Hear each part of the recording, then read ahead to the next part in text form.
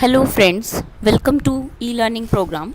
My name is Deepika from DAV College Behwa, Department of Commerce. आज का मेरा topic है introduction and some important points of income tax. As you all know, income tax is total of income and tax. Income या आय जो एक व्यक्ति या बिजनेस अपनी गुड्स या सर्विस को प्रोवाइड करके कमा सकता है. वेयर टैक्स की अगर हम बात करें, it is a compulsory financial charge जो गवर्नमेंट ऑर्गेनाइजेशन टैक्स पेयर पर लगाती है फंड्स को कलेक्ट करने के लिए.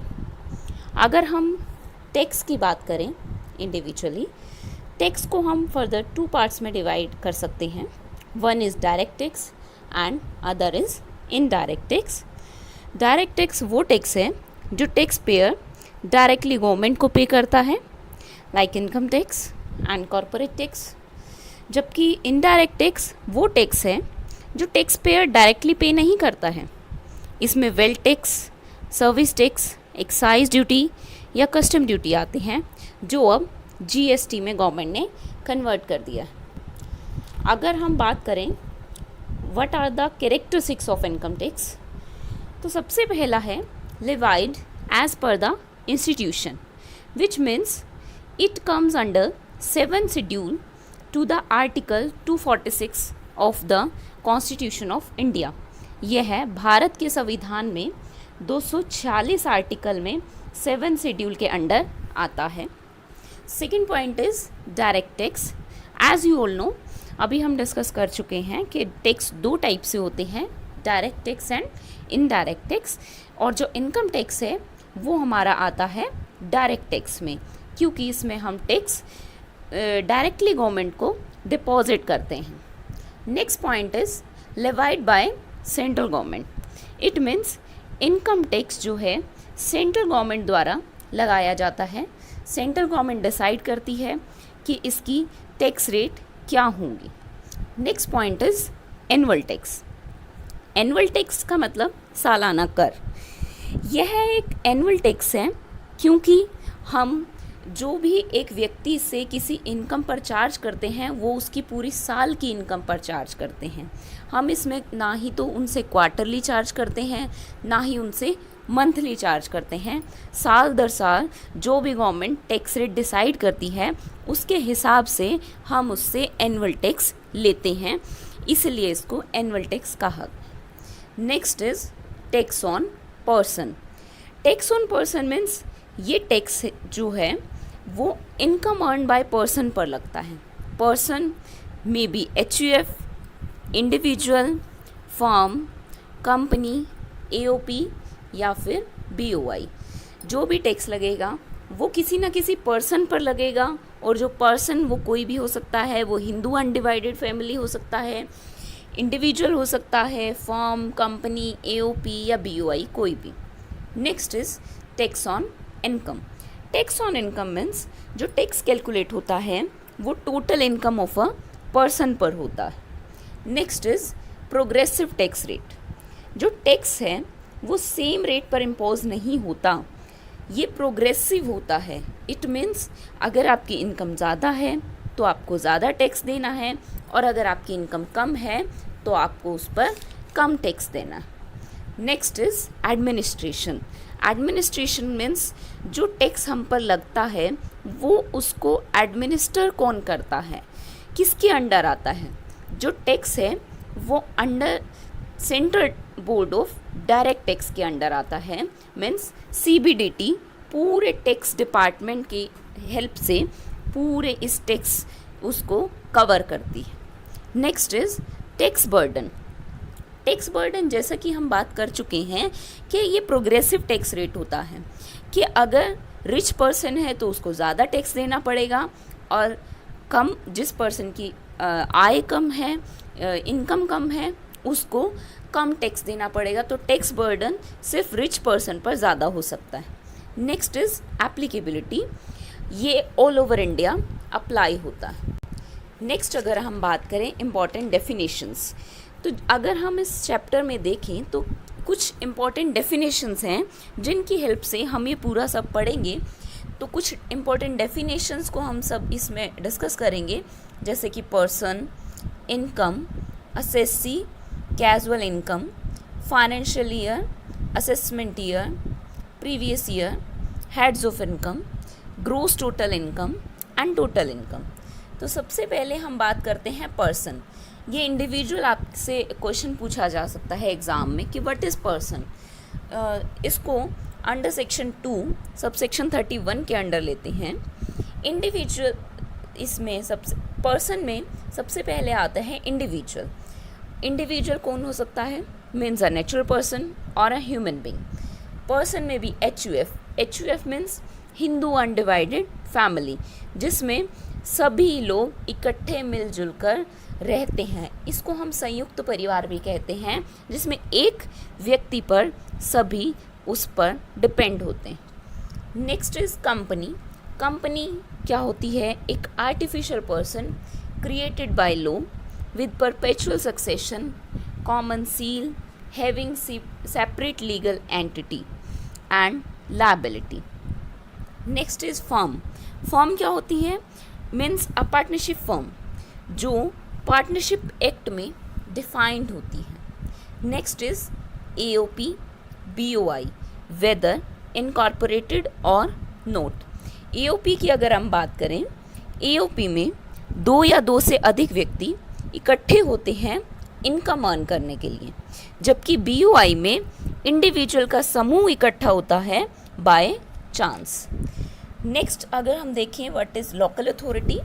लोकल अथॉरिटी में कोई भी, जैसे कोई भी म्यूनिसिपल कॉरपोरेशन जैसे एक लोकल अथॉरिटी है, तो वो भी एक पर्सन हो सकती है। Next is every artificial judicial person, जिसमें पब्लिक कॉरपोरेशन आ सकती है which establish under special act of legislature, जैसे कि कोई भी एक यूनिवर्सिटी अपने आप में एक आर्टिफिशियल जुडिशियल पर्सन है। अगर हम नेक्स्ट बात करें व्हाट इज़ इनकम। इनकम को आप अंडर सेक्शन 2 सब सेक्शन 24 में ले सकते हैं। आपसे क्वेश्चन ये भी पूछा जा सकता है कि सेक्शन 2 सब सेक्शन 24 बताइए, या आपसे ये भी पूछा जा सकता है व्हाट इज़ इनकम। तो उसमें अगर आप सेक्शन लर्न कर लेंगे तो ये आपके लिए बेनिफिट होगा। नहीं भी कर पाएँ तो कोई बड़ी बात नहीं है। अगर कई बार क्वेश्चन आ जाता है सेक्शंस के हिसाब से, इसलिए बोला जा रहा है कि सेक्शंस थोड़ा लर्न करना ज़रूरी है। नेक्स्ट हम बात कर रहे हैं इनकम। इनकम में कोई भी प्रॉफिट एंड गेन या कोई भी डिविडेंड जिसको बोलते हैं लाभांश, कोई भी परक्विजिट और profit in lieu of salary, means कोई भी अनुलाभ या सैलरी की एवज में प्रॉफिट में हिस्सा, इसको भी हम इनकम बोलते हैं। Next is voluntary contribution by trust of charitable purpose, और साइंटिफिक रिसर्च के लिए भी अगर आपको वॉलेंट्री कॉन्ट्रीब्यूशन मिली है तो that is also an income. Next is special allowance. Allowance होता है भत्ता, स्पेशल भत्ता, जैसे कि ड्यूटी परफॉर्म करने के लिए अगर आपको कोई स्पेशल अलाउंस मिलता है, that is also included in income. Next is personal खर्चों के लिए अगर आपको भत्ता मिलता है तो उसको भी इनकम बोला जाता है, जैसे कि सिटी कंपनसेटरी अलाउंस, वो आपका पर्सनल अलाउंस होगा। नेक्स्ट है कोई भी बेनिफिट्स जो उनको रिप्रेजेंटेटिव असेसी बनने पर मिलता है। अगर आप किसी के रिप्रेजेंटेटिव असेसी बने हो और उसके बिहाफ पर आपको कोई बेनिफिट मिला है तो वो बेनिफिट भी आपकी इनकम में आएगा। नेक्स्ट इज़ कोई भी कैपिटल गेन। कोई भी कैपिटल गेन अगर आपको होता है तो वो भी आपकी इनकम है। कोई भी बिजनेस या प्रोफेशन से आपको इनकम अर्न होती है तो वो भी आपकी इनकम होगी। कोई भी कैजुअल इनकम से आपको प्रॉफिट अर्न होता है, कोई भी आय होती है, कुछ भी मिलता है तो वो भी आपको इनकम में आएगा। कैजुअल इनकम का मतलब होता है आकस्मिक आय, एकदम से अचानक से मिल जाए, ज़रूरी नहीं है हमेशा हो।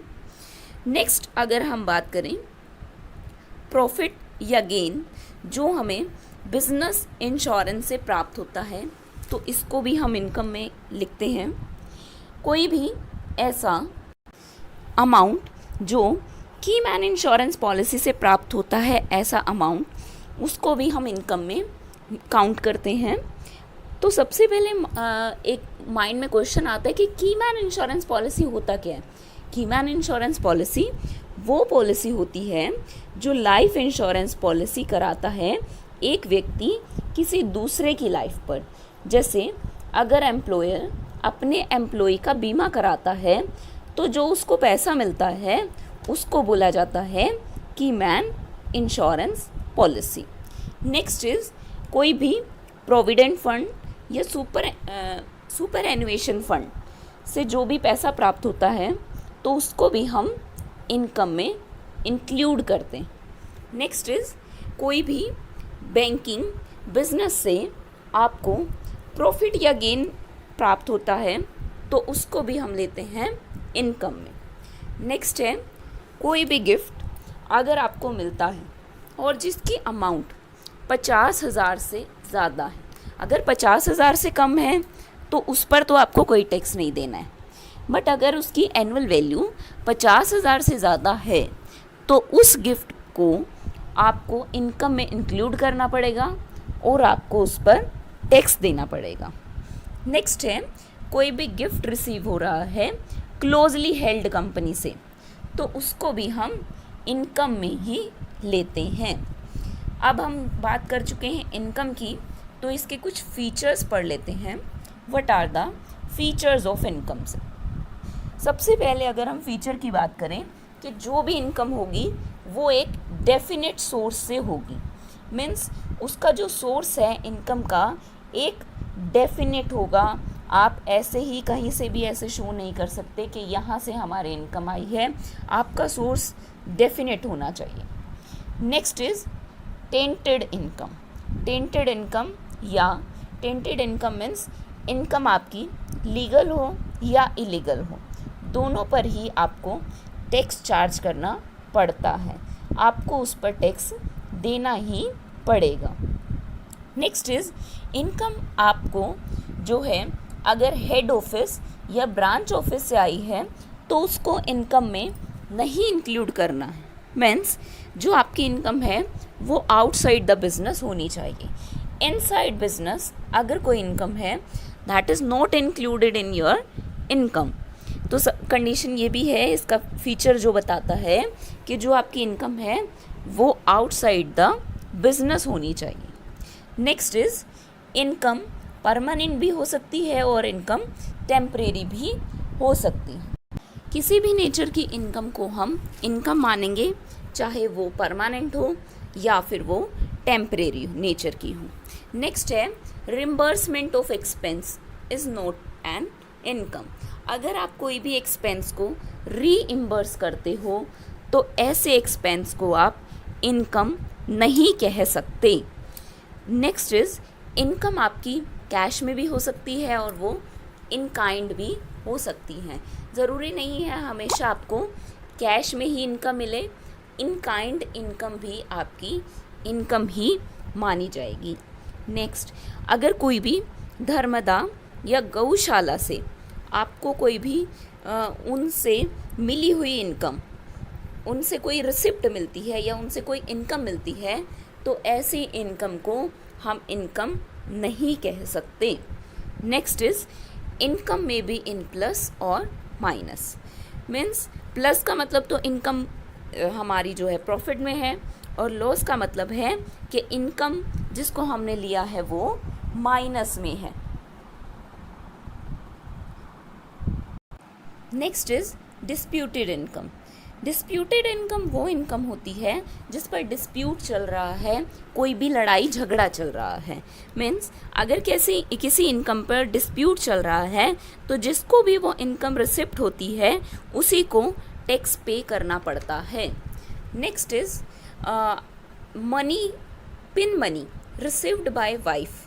अगर कोई भी गृहिणी वाइफ घर के खर्च के लिए कोई पैसा लेती है अपने हस्बैंड से तो उसको हम इनकम में इंक्लूड नहीं करेंगे, that is not her income. Next is diversion and application of income.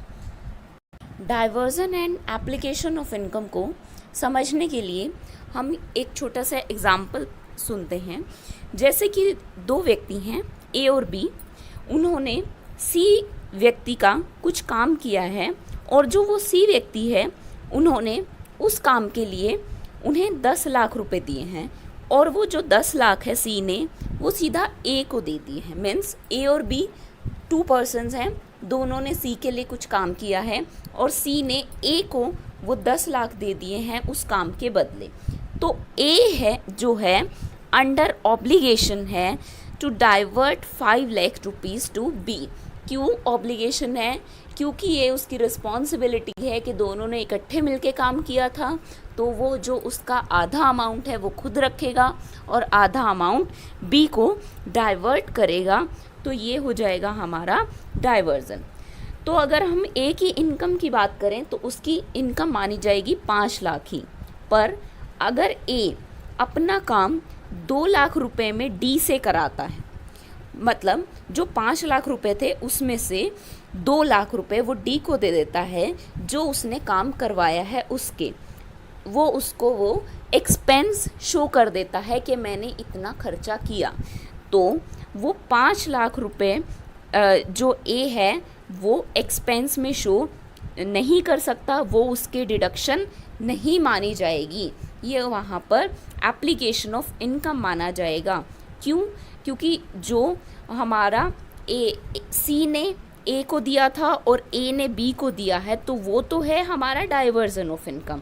But अगर ए डी को शो कर रहा है 2 लाख रुपए, तो ये आप सिर्फ इनकम टैक्स से बचने के लिए अपना एक्सपेंस शो कर रहे हो, तो ये माना जाएगा एप्लीकेशन ऑफ इनकम। नेक्स्ट हमारी डेफिनेशंस है असेसी, जो आती है अंडर सेक्शन 2 सब सेक्शन 7 के अंडर। मीन्स असेसी कौन होता है? कोई भी एक पर्सन जो लायबल है टैक्स पे करने के लिए या जो असेसेबल है इन रिस्पेक्ट ऑफ इनकम और loss of other person. Means किसी और व्यक्ति का इनकम या लॉस टैक्स निकालने के लिए असेसेबल है, वो भी एक असेसी माना जाएगा। या deemed to be assessee under any provision of this act, जिसको हमने मान लिया है। डीम्ड मतलब होता है मान लिया जाना, आपने असेसी को मान लिया जाता है under any provision of act, तो वो भी असेसी माना जाएगा।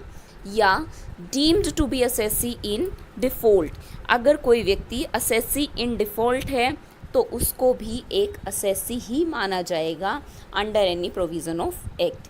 या against whom any proceeding started under the act for his income और लॉस और रिफंड ड्यू टू हिम, या किसी व्यक्ति पर कोई प्रोसीडिंग चल रही है, इनकम या लॉस जो हुआ है जो उसको रिफंड करना है अंडर द एक्ट, तो उसको भी असेसी ही माना जाएगा।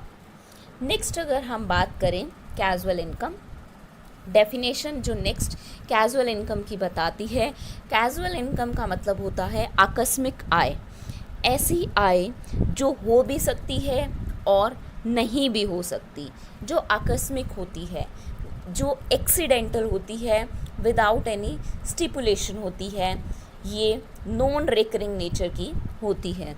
For example winning from lottery, crossword puzzles और कार्ड गेम से कोई भी इनकम होती है, या फिर गैम्बलिंग से कोई इनकम होती है। बट अगर आप हैबिचुअल बेटिंग करते हो तो उसको भी हम कैजुअल इनकम में मानेंगे, उसको इनकम में इंक्लूड नहीं करेंगे, उसको भी हम कैजुअल इनकम में इंक्लूड करेंगे।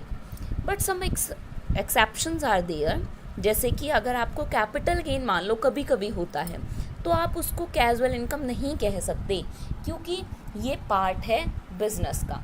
नेक्स्ट है जैसे आपको बिजनेस या प्रोफेशन से रिसीप्ट हो रहा है कभी कभी, तो वो भी आपका कैजुअल इनकम नहीं है, क्योंकि वो रेकरिंग नेचर का है, वो नॉन रेकरिंग नेचर का नहीं है। नेक्स्ट है कोई भी रेम्यूनरेशन के अलावा एम्प्लॉई को कुछ उसका एम्प्लॉयर दे देता है तो वो भी उसका कैजुअल इनकम नहीं माना जाएगा, वो उसकी इनकम ही माना जाएगा। जैसे कि बोनस, अब हमेशा तो बोनस नहीं मिल सकता एक एम्प्लॉई को, तो वो उसकी कैजुअल इनकम नहीं है, वो उसकी इनकम ही है। नेक्स्ट है, कोई भी टैक्सी ड्राइवर को अगर आप टिप दे देते हो, means voluntary payment receive in exercise of N occupation, कोई भी काम करते हुए वॉलेंटरी पेमेंट अगर आपको मिल जाती है, जैसे टिप मिल जाती है किसी टैक्सी ड्राइवर को, तो वो कैजुअल नेचर की है, वो आपको इसमें नहीं इंक्लूड करनी है। नेक्स्ट है, अगर आप बात करें कोई भी गिफ्ट मिलता है रिलेटिव से, तो वो भी आपको कैजुअल इनकम में नहीं इंक्लूड करना है। या फिर किसी एग्रीमेंट के अंडर हस्बैंड को कंपल्सरी है अपनी वाइफ को कुछ अमाउंट देना, तो वो भी उसका कैजुअल इनकम नहीं माना जाएगा। नेक्स्ट अगर हम बात करें फाइनेंशियल ईयर, फाइनेंशियल ईयर क्या होता है? It starts with 1 April and and with 31 मार्च। साल का जो शुरू होता है 1 अप्रैल से और जो ख़त्म होता है 31 मार्च को, उसको बोला जाता है फाइनेंशियल ईयर। फाइनेंशियल ईयर, यहाँ मैंने एक एग्ज़ाम्पल लिया है कि जो टाइमलाइन पे शो हो रहा है कि सपोज़ देयर इज़ 1 ईयर, 1 अप्रैल 2017 और 31 मार्च 2018, 31 मार्च 18, ये आपका एक फाइनेंशियल ईयर है। तो इससे पहले अगर हम देखें तो 1 अप्रैल 2016 से 31 मार्च 2017, ये भी एक फाइनेंशियल ईयर है। यहाँ पर 2 फाइनेंशियल ईयर मैंने टाइमलाइन पे शो किए हुए हैं, 16-17 एंड 17-18, और आगे सो ऑन चलता रहेगा, 18-19, 19-20, 20-21, 21-22। तो फाइनेंशियल ईयर वो ईयर होता है जो 1 अप्रैल से शुरू होता है और 31 मार्च को ख़त्म होता है। हर साल फाइनेंशियल ईयर बदलते रहते हैं, जैसे पहले 16-17 हुआ, फिर 17-18, फिर 18-19, फिर 19-20 एंड सो ऑन। अगर हम नेक्स्ट बात करें assessment year, what is assessment year? Assessment year वो ईयर होता है जिसमें हम इनकम को असेस करते हैं। इट स्टार्ट ऑन 1 अप्रैल और एंड ऑन 31 मार्च। इसमें हर फाइनेंशियल ईयर अपने आप में असेसमेंट ईयर है, क्योंकि जिसमें हम इनकम को असेस करते हैं और जिसमें हम टैक्स पे करते हैं। असेसमेंट ईयर कौन सा ईयर है? जिसमें हमने इनकम को, प्रीवियस ईयर की इनकम को असेस किया और असेसमेंट ईयर के जो टैक्स रेट हैं उसके हिसाब से टैक्स पे किया। अगर हम इसको डायग्राम के हिसाब से देखें तो देखिए टाइमलाइन पे मैंने पहले ही बताया था 3 फाइनेंशियल ईयर हैं यहाँ पर। मैंने 16-17, 17-18, 18-19, तो 1 अप्रैल 16 से 31 मार्च 17, 1 अप्रैल 17 से 31 मार्च 18 एंड सो ये चलता जाएगा। उसके बाद 16 हमने इनकम को देखिए प्रीवियस हमारा जो है फाइनेंशियल ईयर 17-18 हमारा फाइनेंशियल ईयर है और यही हमारा मेंट ईयर है। मीन 17-18 देखो आपका असेसमेंट ईयर है जिसमें हमें इनकम को असेस करना है और टैक्स पे करना है। हम इनकम असेस करते हैं प्रीवियस ईयर की। प्रीवियस ईयर 17-18 से पिछला है 16-17, मीन्स हमें इनकम अर्न हुई होगी 16-17 में, जिसको हम असेस कर रहे हैं 17-18 में। तो असेसमेंट ईयर समझ आ गया है कि जो भी असेसमेंट ईयर मीन्स वो ईयर जिसमें हम इनकम को असेस कर रहे हैं और जिसमें हम टैक्स पे कर रहे हैं प्रीवियस ईयर की इनकम का। तो 16-17 में हमने इनकम अर्न की और 17-18 में हमने उसको असेस किया। Next is previous year. Previous year under section 3 क्या कहता है? मीन्स पिछला साल। प्रीवियस ईयर का मतलब है जिस साल में हम इनकम अर्न करते हैं। असेसमेंट ईयर से पिछला साल जो भी साल होता है उसको बोलते हैं प्रीवियस ईयर।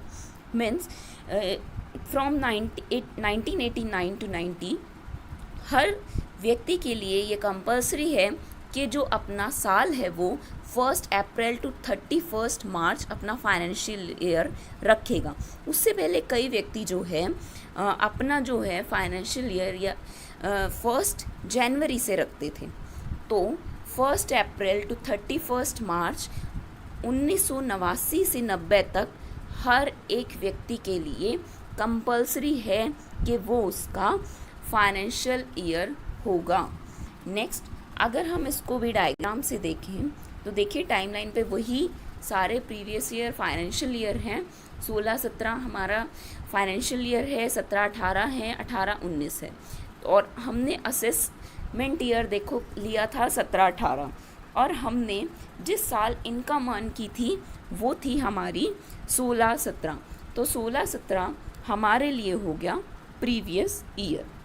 तो प्रीवियस ईयर वो ईयर है जिसमें हमने इनकम अर्न की, मीन 16-17, और असेसमेंट ईयर वो ईयर है जिसमें हमने उसको असेस किया, वो हो गया 17-18। नेक्स्ट, अगर हम बात करें when income of previous year note tax in next assessment year, means अब हमने ये पढ़ा था कि प्रीवियस ईयर की इनकम को हम नेक्स्ट असेसमेंट ईयर में टैक्स पे करेंगे, पर बहुत सारी ऐसी इनकम हैं, मीन्स 5 ऐसी इनकम हैं जिसको हम नेक्स्ट असेसमेंट ईयर में टैक्स पे नहीं करेंगे। नेक्स्ट है, सबसे पहला है income of non resident from shipping business. Means non resident क्या होता है? जो भारत का नागरिक नहीं है। इसको हम डिटेल में आगे पढ़ेंगे, सब कुछ डिटेल में है। यहाँ पर हम सिर्फ इंट्रो पढ़ रहे हैं पूरी की पूरी इनकम टैक्स की। कोई भी नॉन रेजिडेंट व्यक्ति अगर शिप लेकर भारत में आया है और उसको कोई भी इनकम अर्न हुई है तो उसे वो उसी प्रीवियस ईयर में टैक्स पे करनी पड़ेगी। वो उसे नेक्स्ट असेसमेंट ईयर में टैक्स नहीं पे कर सकता। नेक्स्ट है, कोई भी पर्सन अगर भारत को छोड़ रहा है सेक्शन 174 के अकॉर्डिंग, तो वो जब भी, चाहे वो परमानेंटली छोड़ के जाए या लॉन्ग ड्यूरेशन के लिए छोड़ के जाए, तो उसको उसी साल टैक्स पे करके जाना पड़ेगा। नेक्स्ट है body form for short duration, means कुछ शॉर्ट ड्यूरेशन के लिए हमने कोई बॉडी बनाई थी, जैसे 1 महीने के लिए, 2 महीने के लिए कोई हमें बिज़नेस करना था, कोई हमने ऐसी बॉडी बनाई, उसका जो टैक्स है उसको हम नेक्स्ट असेसमेंट ईयर में नहीं लेके जा सकते, उसको सेम प्रीवियस ईयर में पे करना पड़ेगा। नेक्स्ट है, अगर हम कोई भी एसेट को ट्रांसफ़र कर रहे हैं, वो भी सिर्फ टैक्स से बचने के लिए। तो जब भी टैक्स देने का टाइम आता है और हमने उस एसेट को ट्रांसफ़र कर दिया, यहाँ पर एसेट की स्पेलिंग मिस्टेक है, इसको ध्यान से देख लीजिएगा, ASSETS, एसेट्स है ये। एसेट अगर आपने ट्रांसफ़र कर दी है सिर्फ टैक्स से बचने के लिए, तो इसको भी हम उसी प्रीवियस ईयर में टैक्स पे करें, और ये इनकम टैक्स डिपार्टमेंट को पता लगती है तभी ये होगा, अदरवाइज़ तो लोग करते ही रहते हैं एसेट को ट्रांसफ़र। तो उसी प्रीवियस ईयर में आपको उस पर टैक्स पे करना पड़ेगा। नेक्स्ट है, कोई भी डिसकंटिन्यू हो रहा है आपका बिजनेस बंद हो रहा है, तो उसको भी आपको उसी प्रीवियस ईयर में टैक्स पे करना पड़ेगा। बट यहाँ पर आपको ऑप्शन मिल जाता है कि आप नेक्स्ट असेसमेंट ईयर तक उसका वेट कर सकता है इनकम टैक्स डिपार्टमेंट, और अगर आपने तब तक भी टैक्स पे नहीं किया तो आपको इनकम टैक्स डिपार्टमेंट जबरन टैक्स फिल करवाएगा। आप इसको पहले प्रीवियस ईयर में भी फिल कर सकते हैं, डिसकंटिन्यू हुआ बिजनेस तभी, और अगले साल तक भी आप इसको फिल कर सकते हैं। यहाँ पर आपको 2 ऑप्शन मिल जाते हैं। नेक्स्ट, अगर हम बात करें हेड्स ऑफ इनकम, 5 हेड्स हैं इनकम के, 5 पार्ट्स में डिवाइडेड हैं। सबसे पहले सैलरी, जो 15 to 17 सेक्शंस में आएगी। ये इनके अलग अलग फर्दर चैप्टर्स हैं जो आपको पढ़ाए जाएंगे आगे। Next, income from house property, business and profession, capital gain and income from other source. और अगर हम इन्हीं 5 हेड्स को टोटल कर दें तो उसको बोला जाता है GTI। GTI का मतलब है एग्रीगेट ऑफ इनकम, जो 5 हेड्स की होती है, जो आता है under section 80B sub section 5 के अंडर। नेक्स्ट है टोटल इनकम। टोटल इनकम का मतलब है अगर हम GTI में से डिडक्शन लेस कर दें under section 80C to 80U, तो जो भी इनकम बचती है उसको बोला जाता है टोटल इनकम। ये आता है अंडर सेक्शन 2 सब सेक्शन 45 के अंडर। इसके लिए आप जो है साहित्य भवन पब्लिकेशन की बुक पढ़ सकते हैं या कल्याणी पब्लिकेशन की बुक भी रेफ़र कर सकते हैं। Thank you so much.